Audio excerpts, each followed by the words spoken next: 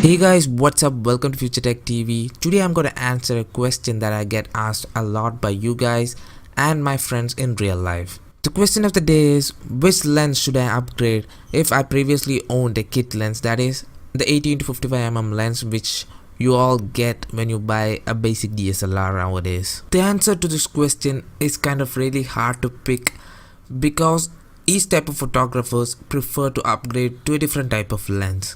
Well, for example, if I want to become an astrophotographer in the long run, I might want to choose a good wide angle lens with a really high aperture value so that I can get all those stars from the sky into my picture. If I want to become a wildlife photographer, I might want to invest my money into a telephoto lens with a good range. If I wanted to go to macro photography, I might want to invest into a macro lens instead. So today I'm gonna generalize this because I'm not gonna talk about any of this. I just want to suggest a lens which would be good for all of the photographers out there who just started out on photography and who previously owns a kit lens, that is the 18 to 55mm. Well guys, the lens I choose is the 50mm f1.8 lens from the respective brand. The reason I'm choosing this lens is it is pretty inexpensive. It comes to around $100 mark, give or take, in certain markets of the world. You can even buy it used because these lenses are really well built. The reason I choose this lens is this lens will give you amazing results compared to the 18 to 55mm lens which you previously owned. So now let's compare the results which I got with the 50mm f1.8 lens. Hey guys, now that we are back on the computer, let's see some of the pictures which I took with the 50mm f1.8 lens. So here are some of the pictures I selected from the whole array of pictures which I took with the 50mm lens. So the first picture being a picture of my bike, this is my FZ16. So this picture was taken with the 50mm lens. You can see that it's here. 50mm f1.8 lens was used at, it was shot at f1.8 and it has a shutter speed of 1250 out of a second, ISO 100, and it was shot in a Canon 700D. The picture looks amazing. It was obviously edited a bit. And let's see another picture. This picture was for a product shoot. So the lighting was a bit controlled, so the picture looks amazing. Look at the sharpness. It was shot at f1.8, 50mm, ISO 400, Canon 700D, 100 of a second, and so that picture also looks good. And it is a closer picture. It was shot at f2.8 at a 50mm using a 50mm lens, and look at the detail. Every inch of it is in focus. So I did some corrections in this image because this lens has a problem. It has some chromatic aberrations while taking pictures, so we can easily correct it in Photoshop or Lightroom. There are options to correct it easily. So this also was taken using the 50mm, as you can see, at 1/8000th of a second, ISO 100. Look at the sharpness of the image.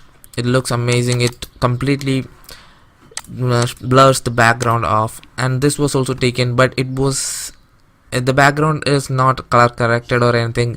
It is a black marble piece, so that's why it looks like it has been color corrected.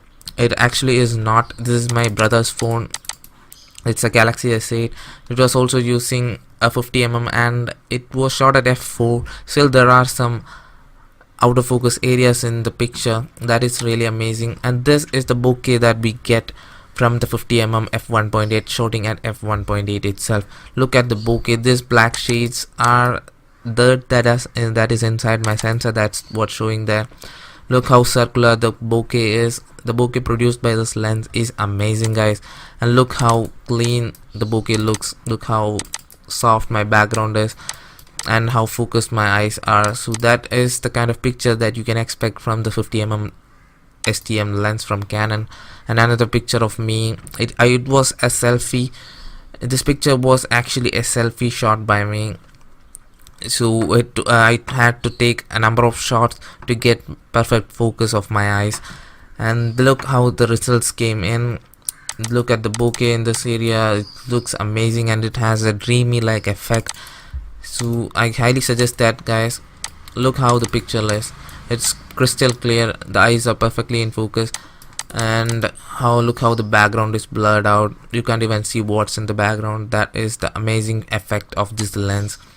And this is my girlfriend Divya, and look how the background is. It looks beautiful from here.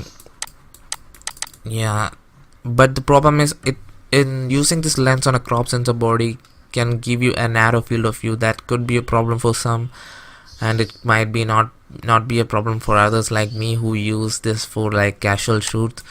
And this is a picture of me. Look how the background is, and it was not even shot at f1.8, it was shot at like f2.8. I could have blurred the background even more if I wanted to.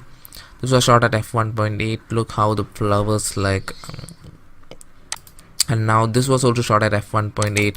look how the bokeh is, the bokeh from the tree leaves, the light coming between the tree leaves. This is amazing, guys. And this is my friend's dog Toby, and this was actually edited and cropped a lot. That's why the picture looks like crap. So, and look how the out of focus area is. There are no noise in the out of focus area. That is the better part of this lens.